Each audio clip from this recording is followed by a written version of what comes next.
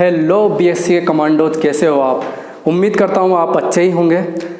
इससे पिछला जो लेक्चर था उसके अंदर हमने बीएससी फर्स्ट ईयर की बॉटनी स्टार्ट कर दी थी। पहला पेपर या पहली बुक की जो यूनिट फर्स्ट है वो स्टार्ट कर दी थी, जिसके अंदर अपन वायरस का अध्ययन कर रहे थे।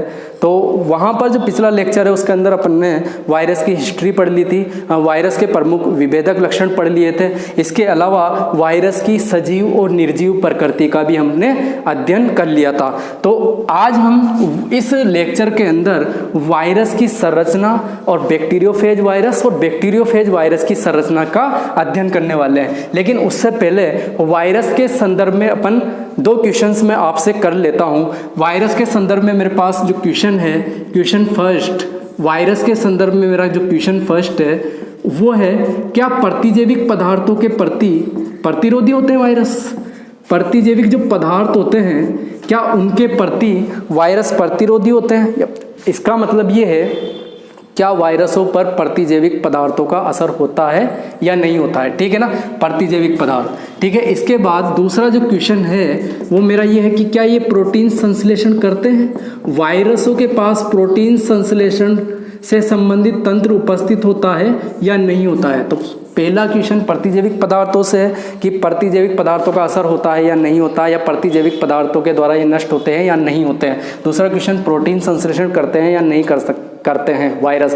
क्योंकि बेटा अपन बात करेंगे, चलो अपन बात करते हैं सबसे पहले प्रतिजैविक पदार्थ की। तो बेटा वायरस जो होते हैं इन पर प्रतिजैविक पदार्थों का कोई असर नहीं होता है। प्रतिजैविक पदार्थों का कोई असर नहीं होता है। क्यों नहीं होता है बेटा? क्योंकि जो वायरस होते हैं उनकी स्वयं की कोई उपापचयी क्रिया नहीं पाई जाती स्वयं की। पिछले लेक्चर में हमने पढ़ लिया था कि जो वायरस होते हैं वो दूसरे परपोषी कोशिका पर अटैक कर लेते हैं। अटैक करने के बाद उस पर अधिकार कर लेते हैं और अधिकार करके अपने अकॉर्डिंग, यानी कि उसकी जो उपापचय क्रिया है उस पर अधिकार करके अपने अनुरूप या अपने अकॉर्डिंग उससे पदार्थ बनवा लेते हैं। यानी कि स्वयं की कोई उपापचय क्रिया नहीं होती है वायरस की। जब इसकी स्वयं की उपापचय क्रिया नहीं होती है तो इसमें इसके अपशिष्ट पदार्थ भी नहीं बनते हैं। क्योंकि हम जानते हैं कोशिकाओं के अंदर जब उपापचय क्रियाएं होती है तो विभिन्न प्रकार के अपशिष्ट पदार्थ बनते हैं जिन्हें कोशिका निरंतर रूप से बाहर करती रहती है। वरना ये जो अपशिष्ट पदार्थ हैं वो कोशिका के लिए हार्मफुल होते हैं। अगर ये उस कोशिका के अंदर इकट्ठे होते रहे तो उस कोशिका को ये खत्म कर देंगे। यानी कि अपशिष्ट पदार्थों को बाहर निकालना आवश्यक है। जैसे कि ह्यूमन जो फिजियोलॉजी होती है, अगर उसके अंदर अपन बात करें तो हम अपन बात करते हैं एक्सक्रीटरी सिस्टम की, उत्सर्जन तंत्र की। तो हमारे शरीर के अंदर किसका निर्माण होता है बेटा? यूरिया का, जिसे हम क्या करते हैं एक्सक्रीटरी सिस्टम के द्वारा बाहर करते रहते हैं। ठीक है ना, ठीक है। तो अपशिष्ट पदार्थों को बाहर किया जाता है। और होता क्या है बेटा, जैसे कि अपन एंटीबायोटिक्स की अगर बात करें प्रतिजैविक पदार्थ की, तो जो एंटीबायोटिक्स होती है वो सूक्ष्म जीवों से प्राप्त की जाती है। किससे प्राप्त की जाती है बेटा? सूक्ष्म जीवों से। ठीक है ना। अपन देखो यहाँ पर अगर मैं एक एंटीबायोटिक का उदाहरण अपन लेते हैं, यहाँ पर एंटीबायोटिक का पेनिसिलिन, आपने नाम सुना होगा पेनिसिलिन क्या है? एंटीबायोटिक है जो किससे प्राप्त हुई थी बेटा? कवक से प्राप्त होती है। फर्स्ट डिस्कवर जो एंटीबायोटिक है वो पेनिसिलिन ही थी, है ना। अलेक्जेंडर फ्लेमिंग ने इसको खोजा था कवक से, है ना। पेनिसिलियम नोटेटम कवक से इसे खोजा था। इसके साथ साथ ही स्ट्रेप्टोमाइसिन की अगर मैं बात करूं, स्ट्रेप्टोमाइसिन ये भी प्रतिजैविक है, स्ट्रेप्टोमाइसिन। लेकिन ये स्ट्रेप्टोमाइसिन किस में पाया जाता? बैक्टीरिया से प्राप्त किया था। बैक्टीरिया से स्ट्रेप्टोमाइसिन प्राप्त किया था। ये देखो बेटा, यानी कि एंटीबायोटिक्स किसके अंदर बनती है? सूक्ष्म जीवों से प्राप्त की जाती है। पेनिसिलिन कवक से और स्ट्रेप्टोमाइसिन बैक्टीरिया से प्राप्त की थी। तो देखो बेटा, बैक्टीरिया और जो कवक होती है अपने आप में एक पूर्ण कोशिका है।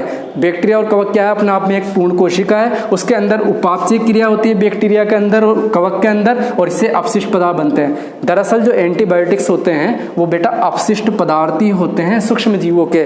ठीक है बेटा, इन अपशिष्ट पदार्थों को ही लेकर के इनसे एंटीबायोटिक्स बनाई जाती है। ठीक है ना। अब जब वायरस की स्वयं की कोई उपापचय क्रिया नहीं है तो अपशिष्ट पदार्थ भी नहीं बनेंगे, यानी कि इसकी कोई पर्टिकुलर एंटीबायोटिक्स भी नहीं होती है। यानी कि वायरसों पर प्रतिजैविक पदार्थों का कोई असर नहीं होता है। ठीक है बेटा, आगे अपन बात करते हैं प्रोटीन संश्लेषण पाया जाता है या नहीं पाया जाता। ठीक है, प्रोटीन संश्लेषण के बारे में तो अपन देखते हैं बेटा, प्रोटीन संश्लेषण को जब बात करें तो क्या होता क्या है बेटा, वायरस के अंदर अपन जानते हैं आनुवंशिक पदार्थ और प्रोटीन, केवल इन दो चीजों से मिलकर बना है आनुवंशिक पदार्थ और प्रोटीन। तो वायरस के अंदर डीएनए पाया जाता है या फिर आरएनए, दोनों में से कोई एक पाया जाता है बेटा, डीएनए या आरएनए, प्लस ये प्रोटीन से मिलकर बना होता है। तो यहाँ पर अपन ये देखते हैं कि या तो इसके अंदर डीएनए होगा वायरस के अंदर, या फिर इसके अंदर आनुवंशिक पदार्थ के रूप में आरएनए होगा, या तो डीएनए होगा या आरएनए होगा। दोनों एक साथ वायरस के अंदर नहीं पाए जाते बेटा। दोनों जब एक साथ वायरस के अंदर नहीं पाए जाते तो प्रोटीन बनेगा कैसे? सेंट्रल डोग्मा टेक्निक आपने पढ़ी होगी सीनियर सेकेंडरी के अंदर, और आगे भी अपन जो सेल बायोलॉजी अपन बॉटनी में पढ़ने वाले हैं फर्स्ट ईयर में, उसमें भी पढ़ेंगे। तो सेंट्रल डोग्मा टेक्निक जो प्रोटीन संश्लेषण की टेक्निक है, उसके अंदर अपन क्या पढ़ते हैं कि केंद्र में डीएनए होता है और वहां से अनुलेखन की क्रिया के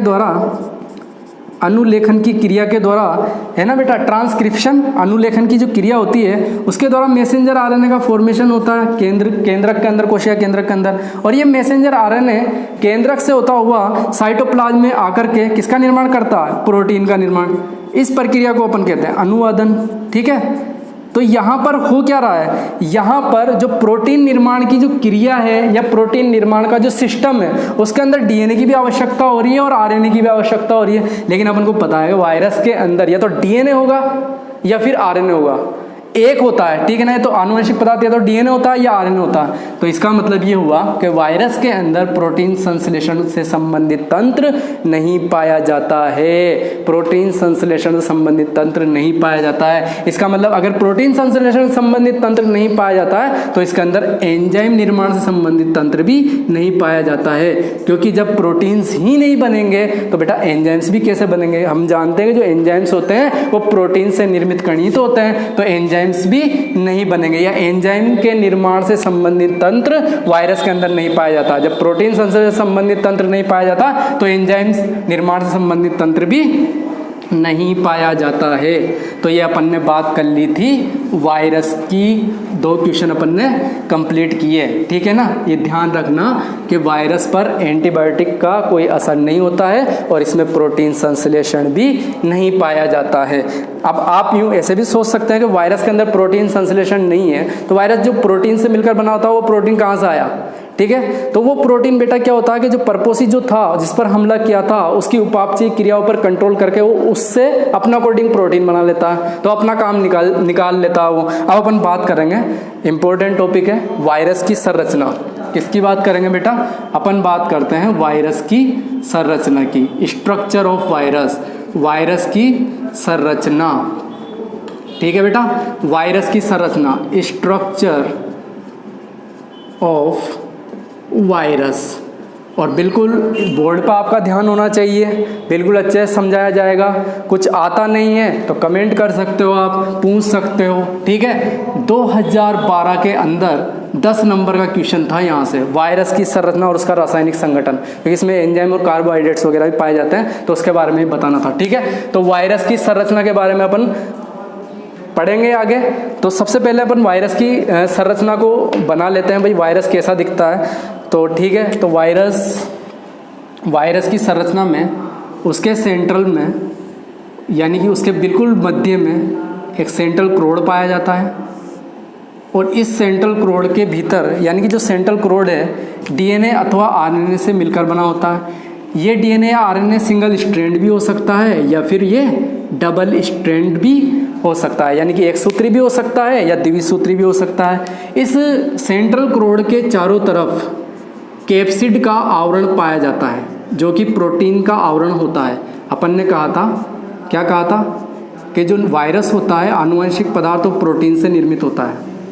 ठीक है, तो आनुवंशिक पदार्थ तो पाया जा रहा है सेंट्रल क्रोड के अंदर, और जो कैप्सिड है वो बना हुआ है प्रोटीन से। ठीक है ना, कैप्सिड के बाद कुछ ऐसे वायरस होते हैं जैसे कि हर्पीज वायरस है, मम्स वायरस है, ठीक है, पॉक्स वायरस है। इन वायरसों में इस कैप्सिड के बाहर चारों तरफ एक आवरण और पाया जाता है लिपोप्रोटीन से निर्मित, लिपिड और प्रोटीन से निर्मित, यानी कि लिपोप्रोटीन से निर्मित एक आवरण और पाया जाता है, जिसे अपन इन्वेलोप या मेंटल भी कहते हैं। और इस आवरण पर क्या होता है बेटा, शूक पाए जाते हैं, प्रोटीन से निर्मित स्पाइंस या शूक पाए जाते हैं इस तरह से।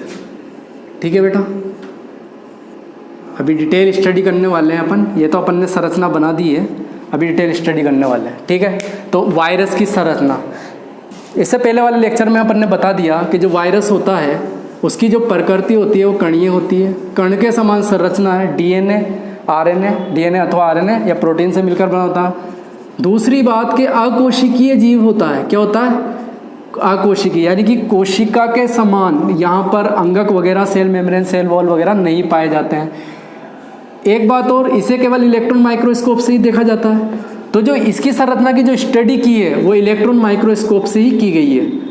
हालांकि जो बैक्टीरिया होते हैं या कोई भी जो सूक्ष्म जीव होते हैं, कवक वगैरह, उनकी जो स्टडी की जाती है वो इलेक्ट्रॉन माइक्रोस्कोप से ही की जाती है, अल्ट्रा स्ट्रक्चर।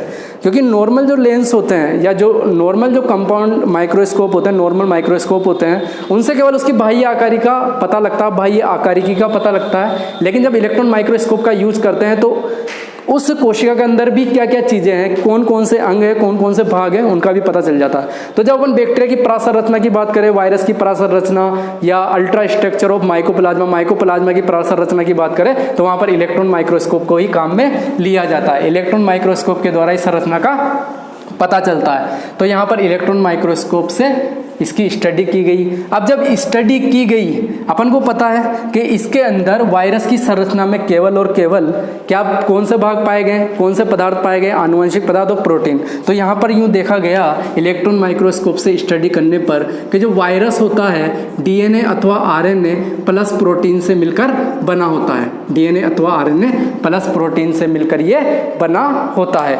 अब इसके अंदर डीएनए आरएनए और प्रोटीन से मिलकर, ये तो पदार्थों के नाम है कि किससे मिलकर बना, लेकिन इसमें कौन कौन से भाग पाए जाते हैं, तो यहां पर बेटा 5 प्रमुख भाग पाए जाते हैं। यानी कि वायरस की संरचना के 5 प्रमुख घटक होते हैं। कितने प्रमुख घटक होते हैं बेटा, 5 प्रमुख घटक। कौन कौन से बेटा, पहला है केंद्रीय क्रोड़। क्या है बेटा, केंद्रीय क्रोड़, क्या कहते हैं, सेंट्रल क्रोड़। ठीक है, दूसरा जो भाग है वो होता है बेटा कैप्सिड। क्या होता है बेटा, कैप्सिड। क्या बोलते हैं इसे, कैप्सिड। कैप्सिड को मेंटल भी बोलते हैं। तीसरा जो भाग होता है वो होता है अपन का पास आवरण। क्या होता है बेटा, आवरण। आवरण को क्या बोलते हैं बेटा, इन्वेलोप, आवरण। चौथा जो हमारा भाग होता है वो एंजाइम्स होते हैं यहाँ पर। वैसे एंजाइम्स इसका प्रमुख घटक नहीं है, ये कण के रूप में वायरस में पाया जाता है। इसके बाद जो 5वां जो पार्ट है वो आता है कार्बोहाइड्रेट्स।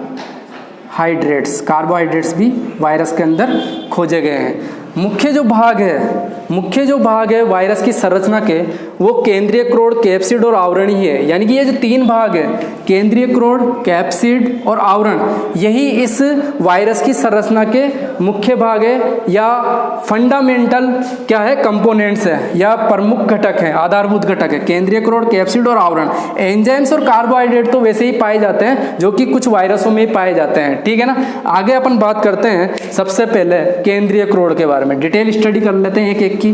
केंद्रीय क्रोड़ क्या है, केंद्रीय क्रोड़ के बारे में बात कर लेते हैं। सेंट्रल क्रोड़, तो वायरस के बिल्कुल सेंटर में, मध्य में केंद्रीय क्रोड़ पाया जाता है। वायरस के बिल्कुल सेंटर में केंद्रीय क्रोड़ पाया जाता है, सेंट्रल क्रोड़।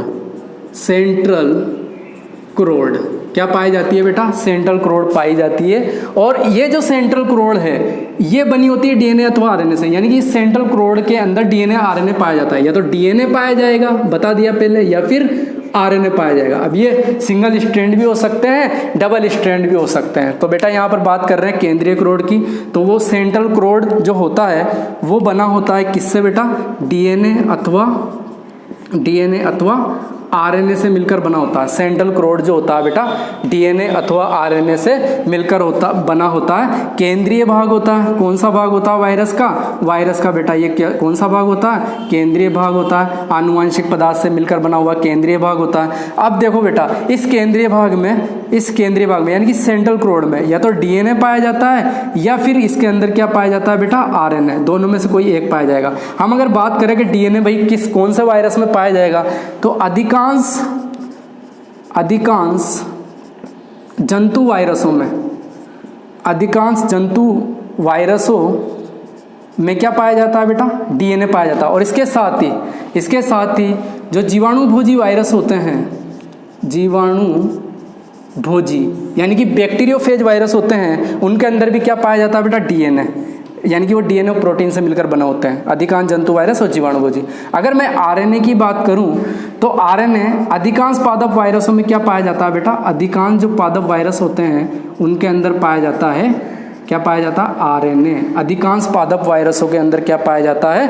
आरएनए पाया जाता है। और अधिकांश जंतु वायरसों के अंदर डीएनए और जीवाणुभोजी के अंदर भी डीएनए पाया जाता है। जंतु वायरस और पादप वायरस का मतलब ये है कि ऐसे वायरस जो जंतुओं पर अटैक करके उन्हें संक्रमित करके रोगी बनाते हैं तो जंतु वायरस कहलाएंगे, और जो पादपों पर अटैक करके उन्हें संक्रमित करके रोगी बनाते हैं ऐसे वायरस क्या कहलाएंगे बेटा? पादप वायरस कहलाएंगे।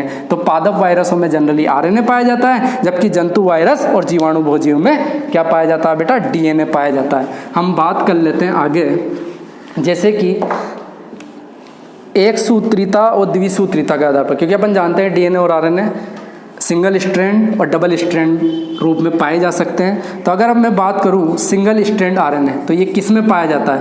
तो बेटा सिंगल स्ट्रैंड जो आरएनए होता है वो अपना फेमस टीएमवी जो वायरस होता है उसके अंदर पाया जाता है, सिंगल स्ट्रैंड आरएनए। अब मैं बात करता हूँ डबल स्ट्रैंड आरएनए। पूछा गया है क्वेश्चन डबल स्ट्रैंड आरएनए से, ठीक है ना, कि डबल स्ट्रैंड आरएनए कौन से वायरस में पाया जाता है। तो यहाँ पर 3 वायरसों की अपन बात करेंगे, 3 जंतु वायरस है, 2 पादप वायरस है। एक को याद कर लेना, 1-2 को बस, और क्या। डबल स्ट्रैंड आरएनए किस में पाया जाता है? तो बेटा रियो वायरस के अंदर क्या पाया जाता है? डबल स्ट्रैंड आरएनए पाया जाता है। इसके अलावा रेट्रो वायरस, कौन सा वायरस बेटा?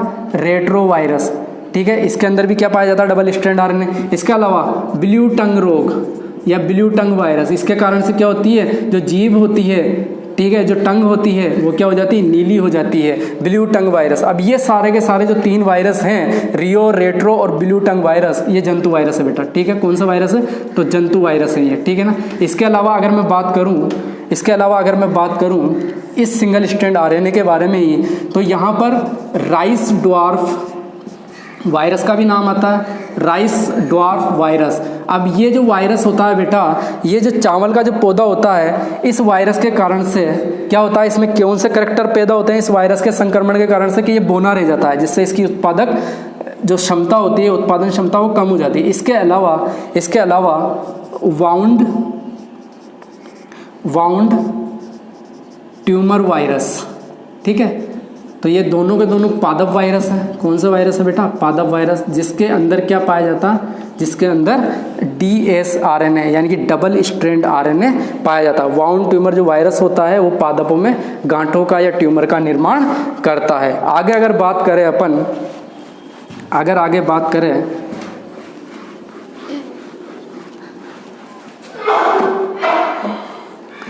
सिंगल स्ट्रैंड डीएनए की, कि ये किस में पाया जाता है? Single strand DNA. तो बेटा सिंगल स्ट्रैंड डीएनए इंपॉर्टेंट है। सिंगल डीएनए स्ट्रैंड जो है वो पाया जाता है 5X174 जीवाणुभोजी वायरस में, यानी कि बैक्टीरियोफेज। जीवाणुभोजी को क्या बोलते हैं इंग्लिश में? बैक्टीरियोफेज। जीवाणुभोजी वायरस में याद कर लेना, आधे नंबर में आ सकता है कि सिंगल स्ट्रैंड डीएनए किस में पाया जाता है? 5X174 जीवाणुभोजी वायरस के अंदर। और अगर बात करें कि dsDNA किसके अंदर पाया जाता है, तो अधिकांश वायरसों के अंदर जो जंतु वायरस होते हैं, क्योंकि अपन जानते हैं डीएनए जंतु वायरस में पाया, अधिकांश जंतु वायरसों के अंदर dsDNA पाया जाता है, भले वो पॉक्स वायरस हो, मम्स वायरस हो, कोरोना वायरस हो, कुछ भी हो। तो dsDNA जनरली अधिकतर जितने भी वायरस है उनके अंदर, जैसे रेबडो वायरस है, रेबीज का, हर्पीज वायरस वगैरह है, इनके अंदर dsDNA ही पाया जाता है। आगे अपन बात करते हैं, ये बात कर ली अपन ने सेंट्रल क्रोड की, केंद्रीय क्रोड की। आगे अपन बात करते हैं कैप्सिड की, ठीक है बेटा। किसकी बात करते हैं? आगे अपन बात करते हैं बेटा कैप्सिड की। ठीक है ना, कैप्सिड, ठीक है भाई, कैप्सिड, कैप्सिड, ठीक है बेटा, कैप्सिड की बात कर लेते हैं। ठीक है, तो यहाँ पर आपको दिखाई दे रहा होगा जो ये सेंट्रल क्रोड था, इसके चारों तरफ प्रोटीन से निर्मित आवरण पाया जाता है, जिसे अपन क्या कहते हैं, कैप्सिड कहते हैं। यानी कि जो कैप्सिड होता है वो प्रोटीन से निर्मित आवरण होता है। कैप्सिड किससे निर्मित हुआ बेटा, प्रोटीन से निर्मित आवरण है। कैप्सिड क्या है, प्रोटीन से निर्मित आवरण है। ठीक है, कैप्सिड। अब यहाँ पर एक टर्म्स आती है कैप्सोमियर्स, कैप्सिड से संबंधित ये टर्म है कैप्सोमियर्स। अब ये बेटा कैप्सोमियर्स होते क्या हैं, देखो बेटा, ये जो कैप्सिड है, जो सेंट्रल क्रोड के चारों तरफ प्रोटीन का जो आवरण है, एक मोटा आवरण पाया जाता है सेंट्रल क्रोड के चारों तरफ, उसे कैप्सिड कहते हैं। तो ये जो कैप्सिड है प्रोटीन से मिलकर बना होता है, और जो प्रोटीन की जो इकाइयां हैं, जो बंडल है प्रोटीन के, यानी कि जो कैप्सिड है बंडल ऑफ प्रोटीन है। तो एक जो बंडल है इसका, या जो एक इकाई है प्रोटीन की, और वो इकाइयां मिलकर के पूरा कैप्सिड बना रही है, तो उस एक इकाई को क्या कहते हैं बेटा, कैप्सोमियर कहते हैं। कैप्सोमियर क्या कहते हैं बेटा, कैप्सोमियर्स कहते हैं। ठीक है ना, कैप्सोमियर कहते हैं। ठीक है ना, तो यहाँ पर क्या होता है, ये प्रोटीन की इकाइयाँ होती हैं। ये क्या होती है, कैप्सोमियर, प्रोटीन इकाइयाँ होती हैं, जिससे मिलकर के किसका निर्माण होता है, जिससे मिलकर के पूरा कैप्सिड का निर्माण होता है। आप ऐसे समझ सकते हो कि सेंट्रल क्रोड के चारों तरफ प्रोटीन की दीवार है, या ईंट से बनी हुई दीवार है, तो उसकी जो एक ईंट है वो क्या हो जाएगी बेटा, कैप्सोमियर्स हो जाएगी। ठीक है, तो यहाँ पर ये प्रोटीन की इकाई होती है। अब यहाँ पर एक बात और कर लेते हैं। पहले तो समझ में आ गया, जो कैप्सिड होता है, कैप्सिड केंद्रीय जो सेंट्रल क्रोड होता है, उसके चारों तरफ प्रोटीन का आवरण होता है, जिसे अपन कैप्सिड कह रहे हैं। कैप्सिड जिन प्रोटीन इकाइयों से मिलकर बना होता है, उन्हें अपन कैप्सोमियर्स कहते हैं। एक बात और, जो ये कैप्सोमियर्स होते हैं, जो इनकी जो संख्या होती है, कैप्सोमियर्स की संख्या, वो वायरसों में फिक्स होती है। यानी कि एक पर्टिकुलर वायरस के अंदर निश्चित संख्या में क्या पाए जाते हैं बेटा, कैप्सोमियर्स पाए जाते हैं। जैसे कि अगर मैं बात करूं TMV वायरस की, किसकी बात करूं, टोबैको मोज़ेक वायरस की बात करूं, तो इसके अंदर 2100 से लेकर के 2200 तक क्या पाए जाते हैं, कैप्सोमियर्स पाए जाते हैं। 2100 से लेकर के 2200 तक कैप्सोमियर्स पाए जाते हैं। अगर मैं बात करूं 5X174 बैक्टीरियोफेज वायरस की, जीवाणुभोजी अभी पढ़ के आए थे, जिसके अंदर सिंगल स्ट्रैंड DNA पाया जाता है, जीवाणुभोजी वायरस। ठीक है, इसके अंदर अगर मैं बात करूं तो इसके अंदर बेटा, इसके अंदर 12 कैप्सोमियर्स पाए जाते हैं, 12। ठीक है ना, इसके अलावा अगर मैं बात करूं पोलियो वायरस की, जिसके कारण से पोलियो रोग होता है, तो पोलियो वायरस की अगर मैं बात करूं तो उसके अंदर 32 कैप्सोमियर्स पाए जाते हैं। इसका मतलब ये हुआ कि किसी भी वायरस के अंदर जो कैप्सोमियर्स की जो संख्या होती है, वो क्या होती है बेटा, फिक्स होती है। आगे अपन बात करते हैं, यहाँ पर एक बात और कर लेते हैं अपन, कि जो केंद्रीय क्रोड और जो कैप्सिड है, अब एक टर्म आती है न्यूक्लियो कैप्सिड। कौन सी टर्म आती है बेटा, एक टर्म है न्यूक्लियो कैप्सिड, एक टर्म है न्यूक्लियो कैप्सिड। न्यूक्लियो कैप्सिड जो टर्म है, वो टर्म है यहाँ पर, जैसे कि अपन ने कहा था कि जो सेंट्रल क्रोड होता है DNA RNA से बना हुआ, और जो कैप्सिड है जो प्रोटीन से मिलकर बना हुआ है, तो सेंट्रल क्रोड और कैप्सिड वाला जो भाग है, इन दोनों को मिलाकर के अपन क्या कहते हैं, न्यूक्लियो कैप्सिड कहते हैं। तो ठीक है बेटा, तो यहाँ पर जो न्यूक्लियो कैप्सिड है वो किससे मिलकर बना होता है, सेंट्रल क्रोड जिसके अंदर DNA RNA है प्लस कैप्सिड।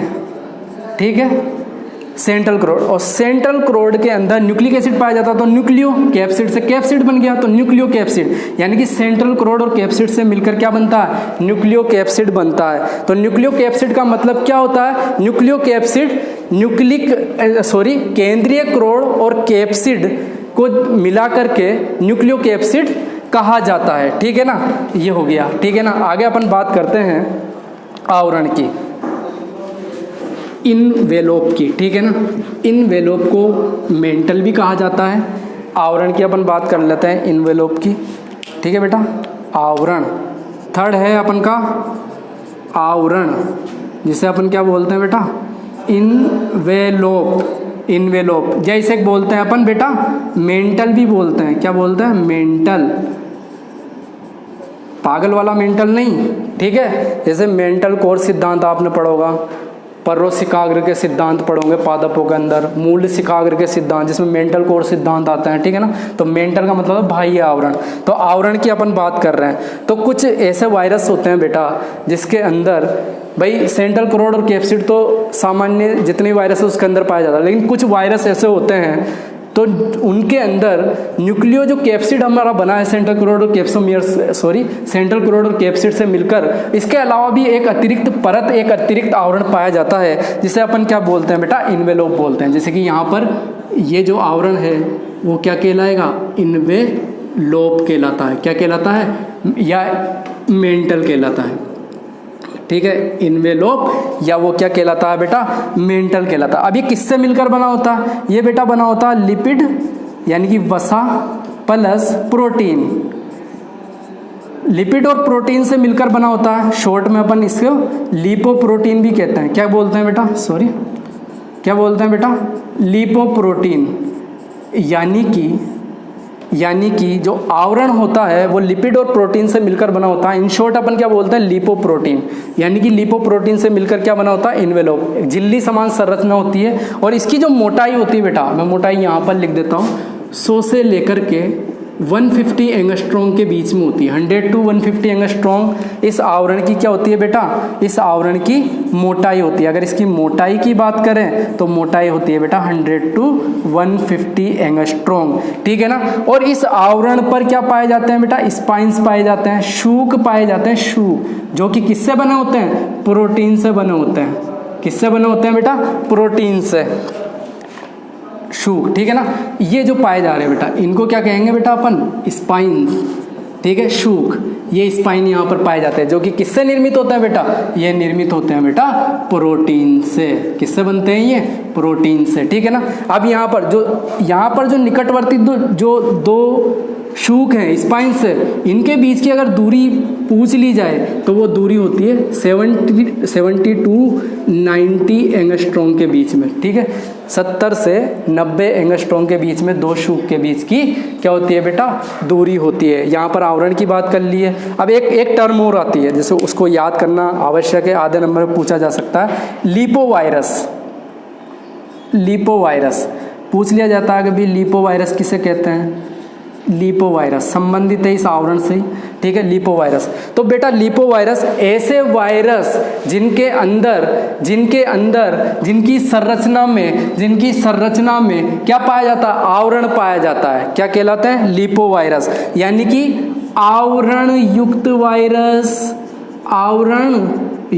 वायरस क्या होते हैं बेटा, लिपोवायरस। अगर एग्जाम्पल पूछ ले क्या, और ऐसे भी अपन को याद करना भी आवरण कौन कौन से वायरसों में पाया जाता है, तो इसका एग्जाम्पल है मम्प्स वायरस में पाया जाता है, पॉक्स वायरस में पाया जाता है, चेचक जिससे होता है, चेचक की बीमारी होती है। इसके अलावा हर्पिस वायरस में इसमें पाया जाता है, पॉक्स, मम्प्स और हर्पिस वायरस, ठीक है ना। मम्प्स वायरस बेटा, मम्प्स वायरस गलफड़े नामक रोग पैदा करते हैं। होता क्या है, ये मम्प्स जो होते हैं ना, ये लार ग्रंथियों पर अटैक कर देते हैं। और हमारे जो कान के नीचे जो पैरोटिड ग्लैंड होती है, लार ग्रंथि है, सलाइवरी ग्लैंड है, उस पर अटैक करके उसमें सूजन पैदा कर देते हैं, जिससे क्या होता है, कान के जो नीचे का हिस्सा होता है वो सूज जाता है, उसे गलफड़े रोग कहते हैं। पॉक्स जिसमें चेचक होती है, अपन को पता है छोटी माता और बड़ी माता। यहाँ पर जो पॉक्स होता है अपन को पता है कि 2 प्रकार की होती है पॉक्स भी 2 प्रकार की, सामान्य जानकारी बता देता हूँ। एक तो होती है बेटा स्मॉल पॉक्स, क्या होती है बेटा, स्मॉल पॉक्स। एक होती है बेटा चिकन पॉक्स, होती है नहीं होती, होती है भाई, ठीक है ना। छोटी माता और बड़ी माता, इंपॉर्टेंट ये है कि इसमें से छोटी माता और बड़ी माता कौन है, ठीक है, बताओ, ठीक है। तो यहाँ पर बेटा स्मॉल से यूँ मत समझना कि ये छोटी माता है और ये चिकन पॉक्स बड़ी माता, यहाँ पर उल्टा है। ये जो स्मॉल पॉक्स है ये बड़ी माता है और ये छोटी माता है। अगर अपन को ये नहीं आता है तो फिर क्या आता है, ठीक है ना। तो स्मॉल पॉक्स ये बड़ी माता है, चिकन पॉक्स छोटी माता है, ठीक है ना, ये भी ध्यान रखना। तो लिपोवायरस किसे कहते हैं, आवरण युक्त जिन वायरसों में आवरण पाया जाता है लिपोवायरस कहलाते हैं। आवरण किससे मिलकर बना होता है, लिपिड और प्रोटीन से। मोटाई ये होती है, इस पर स्पाइन पाए जाते हैं चारों तरफ, इस आवरण के चारों तरफ स्पाइन या सूक पाए जाते हैं जो कि प्रोटीन से मिलकर बने होते हैं। ये लिपोवायरस के उदाहरण हैं, ठीक है। आगे अपन बात करते हैं एंजाइम्स की। मुख्य जो घटक है संरचना के वो तो यही है, ठीक है ना। मुख्य जो घटक है संरचना के वो 3 ही घटक हैं इस संरचना में, ये पाए जाते हैं। लेकिन कुछ इन्फ्लुएंजा जैसे वायरस है उनके अंदर एंजाइम्स भी पाए जाते हैं, ठीक है ना। इन्फ्लुएंजा वायरस, एंजाइम्स किसके अंदर देखे गए हैं? Influenza virus. जब इलेक्ट्रॉन सूक्ष्मदर्शी से इन्फ्लुएंजा वायरस की जब स्टडी की गई तो उसके अंदर एंजाइम्स देखा गया। और यहाँ पर एक इम्पॉर्टेंट चीज़ है, जो सर्वप्रथम खोजा गया एंजाइम्स था वायरस के अंदर, उसका नाम न्यूरामिनिडेज। न्यूरामिनिडेज ये जो एंजाइम है सबसे पहले खोजा गया एंजाइम है वायरस के अंदर, यानी कि यहाँ पर वायरस के अंदर एंजाइम्स के कण भी देखे गए, ठीक है ना, जो इलेक्ट्रॉन सूक्ष्मदर्शी के माध्यम से न्यूरामिनिडेज। इसके बाद में और अध्ययन किया गया तो डीएनए पॉलीमरेज और आरएनए पॉलीमरेज, ये एंजाइम भी वायरसों के अंदर देखे गए, डीएनए पॉलीमरेज और आरएनए पॉलीमरेज। लेकिन सबसे पहले जो देखा गया एंजाइम था वो था न्यूरामिनिडेज एंजाइम। बेटा एंजाइम यहाँ पर कहाँ से आए, ये आप क्वेश्चन कर सकते हो कि भाई वायरस के पास तो प्रोटीन भी नहीं बनता, एंजाइम कैसे बन जाएंगे?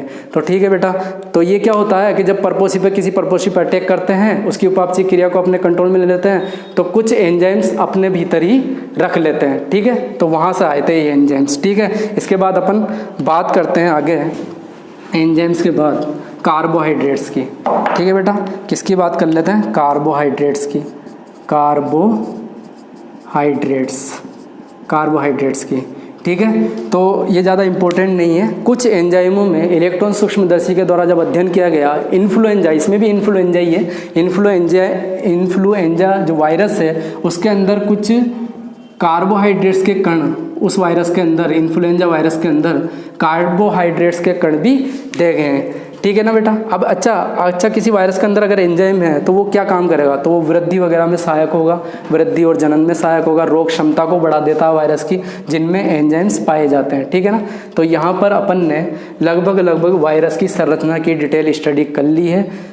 नोट्स पीडीएफ के रूप में आपको मिल ही रहे हैं रेगुलर, ठीक है, और मिल जाएंगे। जिनको नहीं मिले हैं तो ये अपन ने वायरस की संरचना पढ़ी है इस वीडियो में। अभी आगे अपन जीवाणु भोजी और जीवाणु भोजी की संरचना भी पढ़ने वाले हैं। सामान्य वायरस की स्टडी करने के बाद हम अब पढ़ने वाले हैं जीवाणु भोजी वायरस।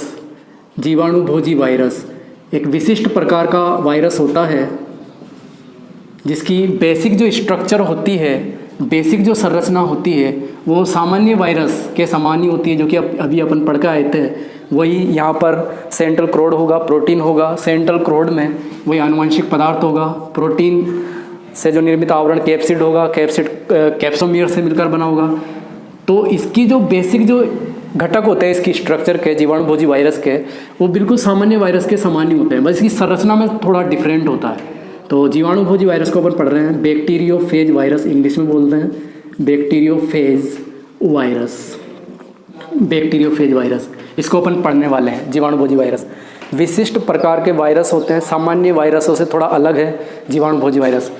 अगर इसकी डेफिनेशन की अपन बात करें कि ये वायरस होते क्या हैं, बैक्टीरियोफेज वायरस होते क्या है, तो बेटा बैक्टीरियोफेज बैक्टीरिया का भक्षण करने वाले, बैक्टीरिया का भक्षण करने वाले वायरस, यानी कि ये क्या करते हैं बैक्टीरियल सेल पर, बैक्टीरिया खुद एक सूक्ष्म जीव है, ये जो वायरस है ये कणीय प्रकृति वाला सूक्ष्म जीव है, इस बैक्टीरिया पर अटैक कर देता है और अटैक करके उसका भक्षण कर देता है, अपना पोषण प्राप्त करता है भक्षण करने के बाद, और जनन क्रिया भी संपन्न करता है। बैक्टीरिया का भक्षण करने वाला वायरस क्या कहलाता है बेटा, क्या कहलाता? शॉर्ट में कह दिया बैक्टीरिया का भक्षण करने वाला वायरस ही कोई क्या कहते हैं अपन, जीवाणु भोजी वायरस। जीवाणु भोजी, जीवाणु का भोजन करने वाला, यानी कि बैक्टीरिया का भक्षण करने वाला वायरस करता क्या है बेटा? ये करता ये है, सिंपल सा बता देता हूँ कि ये बैक्टीरिया होता है।